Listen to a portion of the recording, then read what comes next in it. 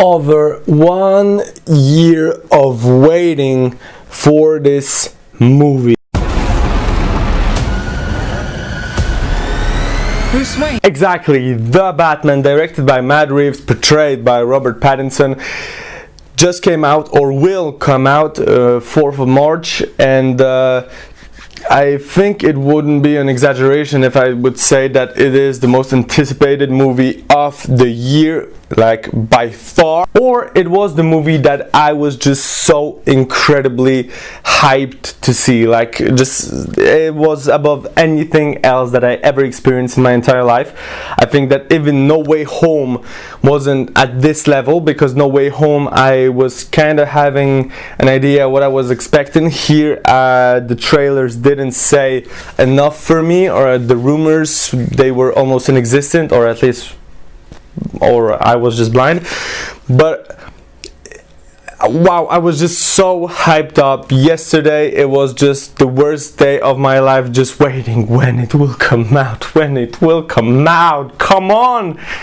And so I've watched it, and so today I'm gonna make a review about this movie. Spoiler free, the only spoiler you will have it's right now, and it's that the movie is absolutely great. First of all, The Batman, what is the story? So it's the second year of Bruce Wayne being Batman, and so he's kind of the fresh guy around here, so the people are already used to the fact that they have a vigilante in the city, but still, like, some cops are just like, what the hell is he doing here? He's not supposed to be here.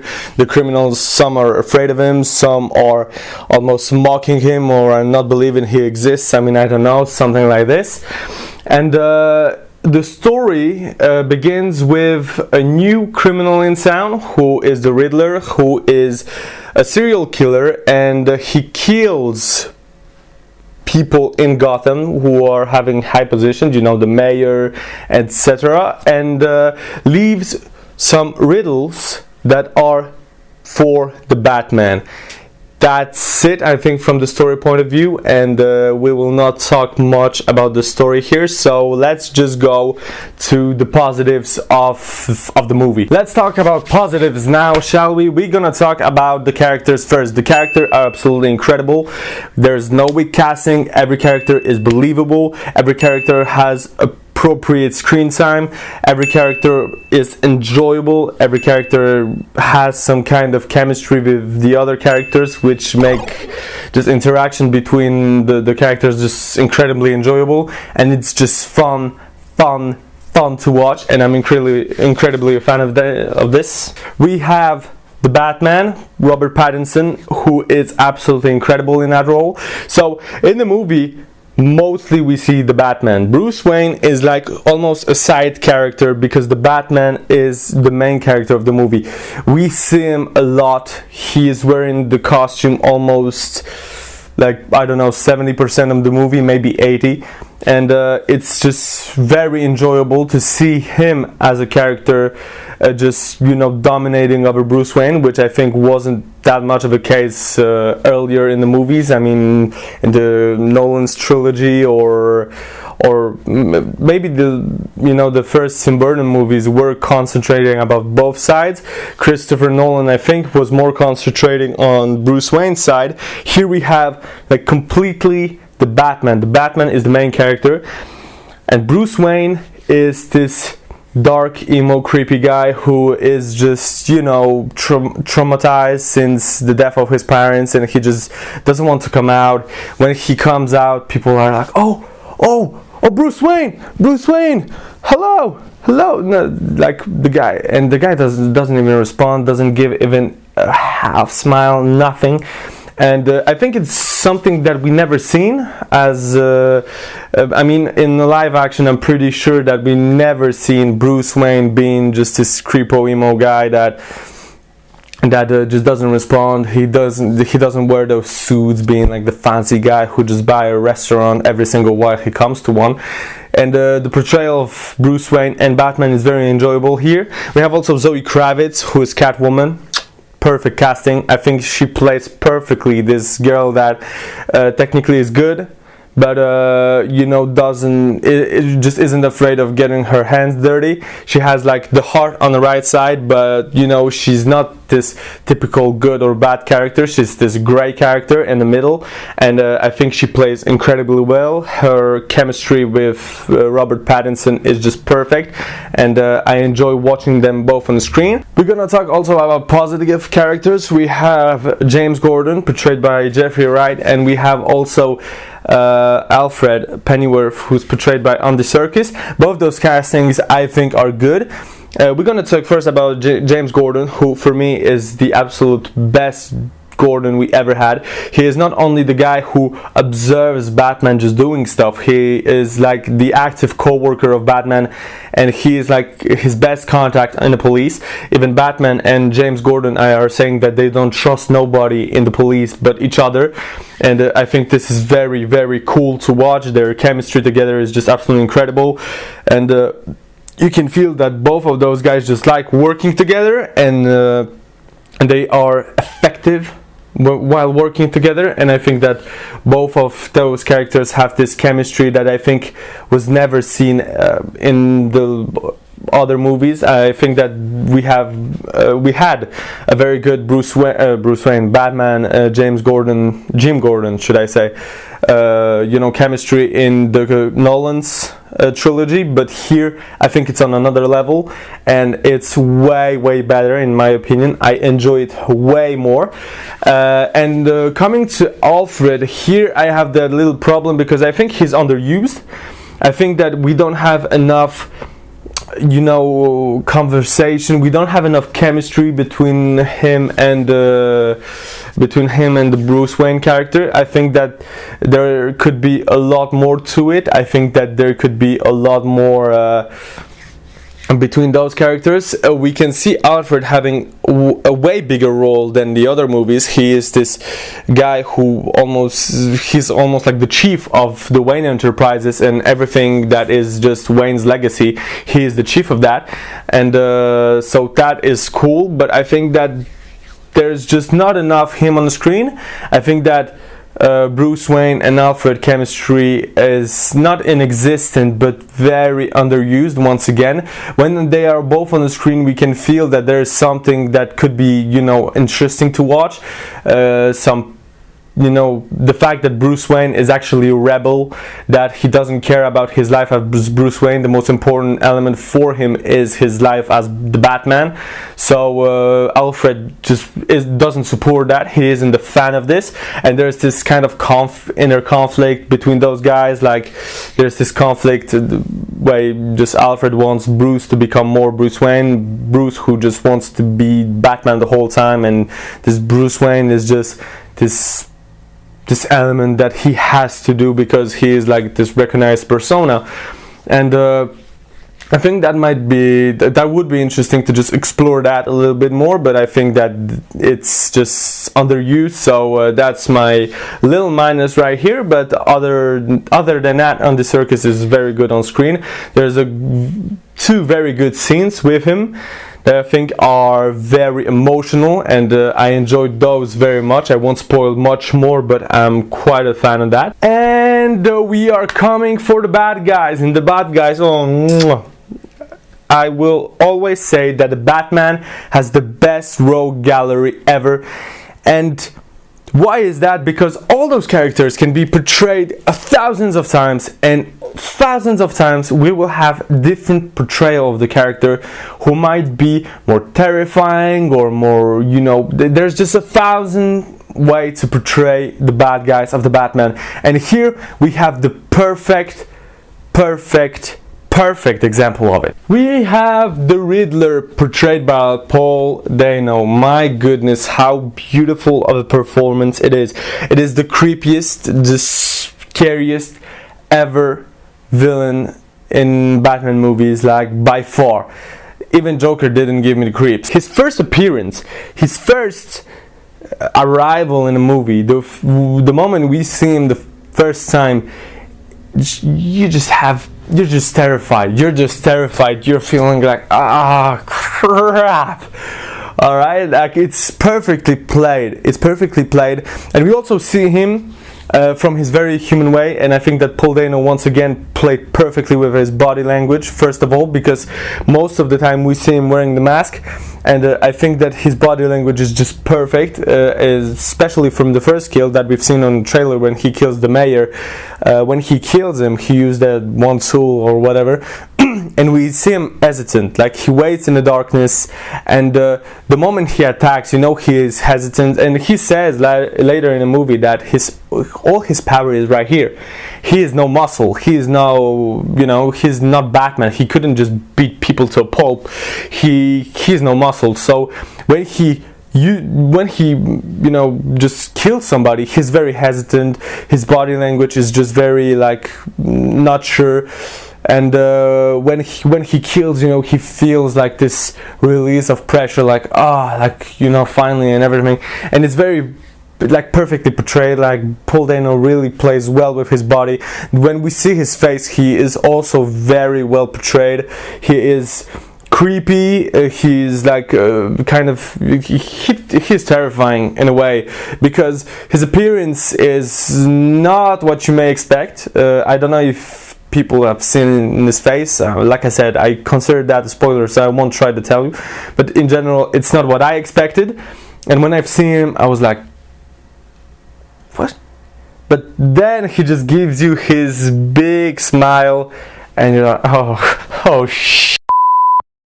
And that's just perfect. Paul Dano, thank you for playing the Riddler. Matt Reeves, thank you for giving us the best Riddler performance live action ever. But that's not the only guys that we have in the movie, because we have also two very important roles. One is the Penguin, portrayed by Colin Farrell. My goodness, you don't see Colin Farrell in the movie. Let's concentrate on that guy for a while.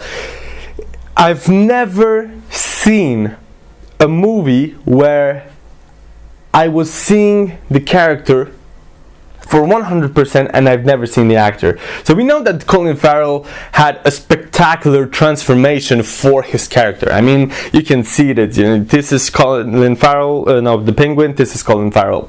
Bang! You compare those guys, like, what? But it's not only the prosthetics, it's not only all this makeup and whatever, it's not this wonder of preparation of this fictional character. It's also his body language, his movement, his expression, the way he talks, the way he acts. It's just beautiful. And I think that Penguin in this movie is a very interesting character, because we know he is a bad guy. We know he works for the Iceberg Lounge Club. We know he's deep into all that, you know, crime, just arm dealing, drug dealing, or whatever, and it's very enjoyable to see him. But we also see him as this guy who is well respected, obviously, but he's not the boss like he used to be in the comics, the games, or whatever. He is a very interesting portrayal of this character, the character who only aspires to be this big boss, this bad guy, but he isn't right. He isn't. For now, he isn't. He only aspires to it, and he tries to find a way for himself to be the boss. He tries to find himself a way to just, you know, push himself as the boss. Just tries. He's an opportunist, basically, and he just tries to find a way to just be at the top. And that's very enjoyable, and I think that he as a character is just very cool to watch. I'm hoping to God he will come back in the later movie. I think he will, and yeah, I just can't wait. And we have to talk about the other guy, John Turturro, playing Carmine Falcone. We haven't seen Carmine Falcone like once in the trailer. I think we haven't seen him once, and why I'm telling you this is because Carmine Falcone is a beast of a character in that movie. We see this cold bastard, basically. We see this dude who is just this boss of the city, and even when he just doesn't care about anyone. He isn't afraid of anyone. He knows he rules the city. He's the big boss around here. We all know who is Carmine Falcone, the big, the big boss, the big mafia boss, and it's very enjoyable to see him. he has this appearance, he has this, way, his physical ways, his face, who is just, the sunglasses, the mustache, just the way he speaks just makes you feel like, it's just horrible, because he has this very soft voice. And the way he plays with this soft voice, just it reminded me a lot of this first scene with Don Vito Corleone from The Godfather, when he just speaks this very easy way, like this. He doesn't, just, his voice is very soft, and it terrifies you incredibly. And I think that is a very good portrayal of a mob boss. And honestly, I'm a big fan of that performance. Let's talk about other positives now, shall we? Let's talk about the city. The city is beautiful. I'm an incredible fan of Gotham City. First of all, I'm already seeing Gotham City is huge. It's absolutely enormous. And this is something that I missed in the other movies. I felt like that Gotham City wasn't this huge. Here, clearly, it's enormous, it's massive, and I'm a big fan of that city. I'm a big fan of the way that the city is presented. It's so dark. The rain, it just doesn't stop. The sun, it's like a miracle when it comes out. The streets are dirty. We have some beautiful scenery as well. We have this Times Square, something that looks like Times Square that I enjoyed quite much. We have other type of areas that I think are enjoyable. But in general, it's very dark, it's very gothic, very creepy, and I like the fact that we are seeing a lot of the movie from the street perspective, not from the rooftops or whatever. We are seeing a lot from those dark alleys, because the Batman in that movie doesn't appear from anywhere. He comes through the door, the front door in general, and it's very, very cool. I'm a big fan of that. I'm a big fan that Batman is on that street level quite often, and we are seeing what he is seeing, so the dark, dirty streets, and the way that the city is presented. I liked it a lot. I liked the Iceberg Lounge. I liked the new Batcave. I liked a lot about all of this. I'm a big fan of that city, and I think it's one of the best cities that we've seen in cinema. I mean, the fictional cities, you get the idea. And I like also the story and how the movie is in general shown. So first of all, it's a detective movie, so we don't have a lot of action. We don't see Batman just punching guys around. There's a lot of scenes like this, don't worry, there's some action, but for 3 hours long, there's just a small part of that action sequences, and we have a lot of detective sequences, and this is the best part of the movie. The fact that the Batman is the detective that he is in the comics. Like, when we see the Batman, we see the world's greatest detective, because he is. And even his first appearance as a detective, when he comes on that crime scene that we see in the first trailer, when the mayor was just killed, and he comes and they are talking about some wound on the guy, and he just said that it was done when he was alive, because there's some stuff around this wound or whatever. And the guy's like watching, how the hell does he know that? And why is that great? Because he says it with such an ease. He's just watching curiously. Those guys around are watching him because they don't trust him, and he's watching just the wound, and he says like this was done when he was alive, because there's this stuff around him or whatever. And when he watches the crime scene around, he's seeing things. And I also enjoyed very much the fact that he has those eye contacts, those lenses that are recording everything he does, so that he might remember that, because we need to know that the Batman character, the Bruce Wayne character, is psychologically maybe not traumatized, but like marked, and sometimes he forgets what he's doing, so he is recording that. It's not pretty much explored, but it's somewhat explained in the movie, so that's why he records stuff. But that's also what allows him to, just go on a crime scene and just resolve all those mysteries around it. And so the world's greatest detective is perfect in that movie. But what's perfect as well is the action sequences. We know that Batman movies didn't have a lot of fighting sequences that were great.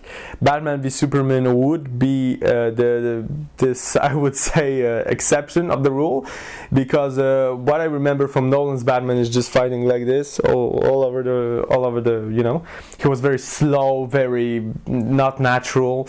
The older movies even less. And Batman v Superman was this warehouse fight scene which was absolutely perfect, and that was the exception for me. Here we have a lot of good fighting elements. I had this little problem with the fact that Bruce as Batman, I mean, you get the point, isn't trying to avoid getting hit. I think that is the problem, the fact that some people just might want to shot him and he doesn't even try to avoid it. I know he has this armor that allows him to be at some degree bulletproof, but still I think that the fact that he's just getting shot and he doesn't feel anything just make him a little bit over cheated. I think that if he would trying to avoid any hits and would play more with this counter attack style, like dodging and punching people, I think it might be more interesting, because here he is hit a lot. And I think that it's also weird because he is just punched a lot, shot a lot, but there's almost not any consequences on that. Like, for example, in The Dark Knight, Batman was bitten by a dog, and later he had to put some, stitches around it because he was wounded. Here we don't have that, and I think that is the problem in general with Batman and his fighting style and the general action sequences. But other from that, the fighting sequences are directed pretty well. I mean, we have that first sequence with those clown guys who are in that train, and he is just beating him up like I've never seen that. Like the guy who just got those punches in the face like 2 times when he was already on the ground, beautiful. The way he fights them, the way he's more aggressive, especially because we need to know that the Batman from Pattinson is way more aggressive, he's way more emotional about stuff, and that is very important as well. And so seeing him fighting, seeing him really punching people, like not trying to just disarm or whatever, he just punches them, wants them to feel the pain. I like that a lot. I'm a big fan of that. I think that is very, very cool from Pattinson to just play this more aggressive character, and I'm a big fan of this. But the very, very best action sequences in that movie, the best is with the Batmobile. So let's start about the Batmobile. Some backstory. When I've seen the Batmobile, I was like, it's a car, basically. It's like the old properly tuned muscle car. That's it. Crappy hell. It's the best Batmobile I've ever seen, because, well, it's a car. No shit. Basically, what we have is this car just being this massive sports car that every single one of you would just love to just get in and drive it, and would have a lot of fucking fun with it, and it's just beautiful. And I need to say that we have that scene when the Batmobile turns on and we hear the engine, and I swear to God, the walls in the theater were shaking when that engine was just turning on.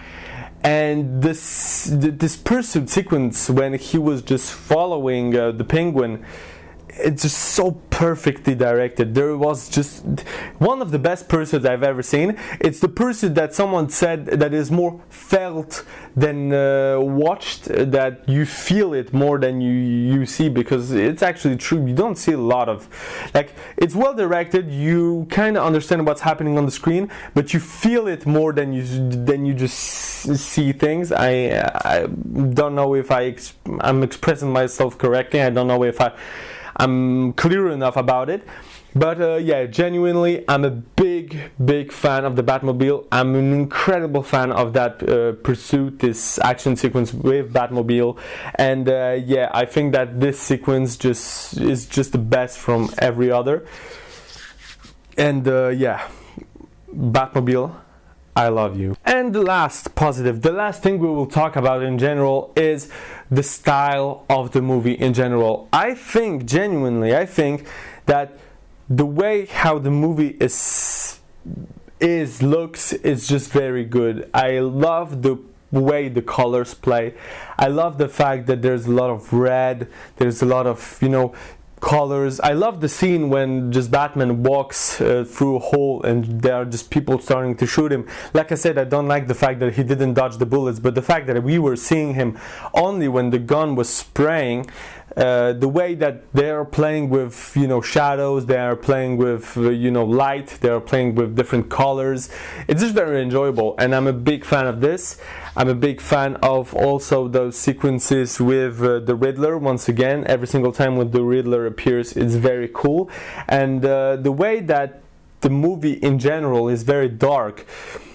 The way that Matt Reeves just shows us this, they just showing us this moment when you're just like watching the movie and you see complete darkness, but in that darkness you see that little element that just comes to your attention and you're seeing for the thing that they want you to see. It's very enjoyable. I also love the crime scenes. I love the Riddler's hideout. I love how it's presented. I love, once again, how dark it is. I think it's very enjoyable.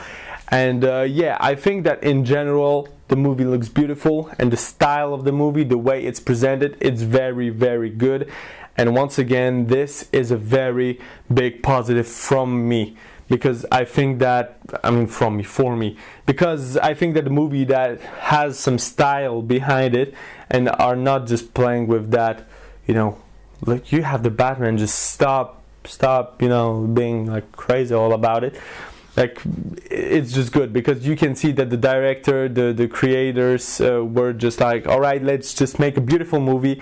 We have the Batman, we know that the Batman is a well-known character, but let's try to make a beautiful movie. And they did, and I'm a big fan of this. Quick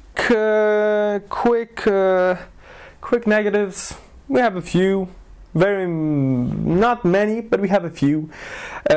Once again, Alfred as quite an underused character, which I think is kind of a shame, but he allowed also Jim Gordon to, you know, play a major part, so I think that here it's somewhat interesting.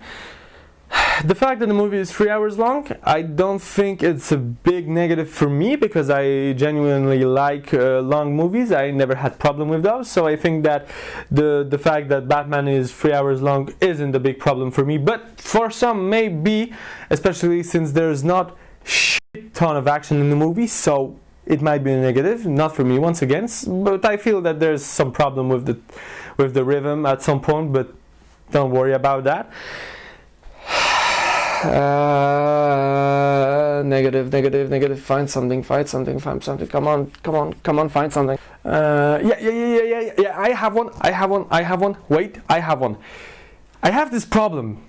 This is actually quite fun, because I think that since I think the movie is quite realistic, honestly, but I have that one problem is how people in Gotham, God, I've never understood. I have never, you know, linked up that Batman and Bruce Wayne might be the same character, since Bruce Wayne is doing absolutely nothing to, you know, create, like, you know, this difference between those two characters. Christian Bale did it very well. Christian Bale was this cocky multi-billionaire, you know, just coming with free lighters from a copter 2 hours late on his own party, and he was good about it.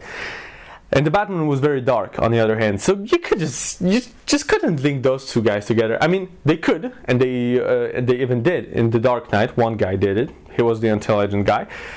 But then here we have this dark guy who doesn't speak to anyone. No, he is unreachable. Like, people try to call him, just speak to him, because he's like this rich guy who just can make the difference. and he just doesn't care. Like, he just doesn't speak to people. He is always unreachable. And then you have the Batman, who is this vigilante from 2 years, like since 2 years already. And I have that one problem, especially with the scene when there's a lot of action that happens in Iceberg Lounge, and you have that moment when Batman comes in, knocks to the door, the guy opens, and he says, "Do you know who I am?" And then later in the movie, the same guy, Bruce Wayne, knocks to the door, the same guy opens. I'm not sure if he's the same guy, because he had a twin, the guy who opened the door. But like, he opened the door, and there's Bruce Wayne with this haircut, and "Do you know who I am?" With like exactly the same manner of speaking, exactly the same mood. And I think that some people could have put the puzzle together, especially those two guys. And I think it's weird that nobody actually, guessed that Batman is Bruce Wayne. But this is forced somehow. But still, I think that it's just behind my head, and I'm thinking like, how the hell, man? How the hell? And the very last negative. Sorry, I'm all about the positive. I'm searching for those negatives because I think that I've became soft. I've given Uncharted an 8 out of 10, and I think that it was a little bit too much from now on. Maybe I should have given a 7. So once again, a negative. The backstory of the Riddler, I think it's not exposed enough for us to feel very personal about it. And there's some choices from him as well who I think are weird. The way that the fact that he's targeting Bruce Wayne because of Thomas Wayne, when we are later shown that it's the corruption in Gotham is big, and the fact that Thomas Wayne was related to the corrupted people somehow, because he was forced to. I mean, he was the big persona, so it was obvious that he will be somehow related to those guys. I think it's a little bit forced. I think that the way that Riddler targeted Bruce Wayne for the sins of his father was weird. And his backstory, once again, I understand. I think that the thing he experienced was cruel. It was bad. But still, I think that we just weren't shown that enough for us to feel like bad for him and understand why he was doing the things he was. So I think that will be the last negative. I don't know. There's so few of those, and I'm trying to think, but my head hurts, and I don't want to think about that anymore because I don't remember any. I swear to God, I don't remember any. So that would be it. The Batman, for me, for now, the best movie of this year. And I think that all those superhero movies that will come out, Doctor Strange and everything, all those movies will come out, will have it will be hard to match this one. Like I said, Batman is not a typical hero. It's my favorite superhero because he's not a typical hero. He's the hero who can be different in so many ways. He can be the detective, he can be the action guy, and we've seen so many portrayals of this guy. We have seen the Batman who fights, we have seen the Batman who's the great detective. We had him in the movies, we have him in the games, we have him in the comic books, we have him in animated series, we even have him in live action TV series. Gotham, of course, I'm talking about, but also the Titans. We had also the Titans, don't forget. I liked very much the appearance of Batman in the last episode of season 1 of the Titans. Yes, I remember that sequence. I was a very big fan of this.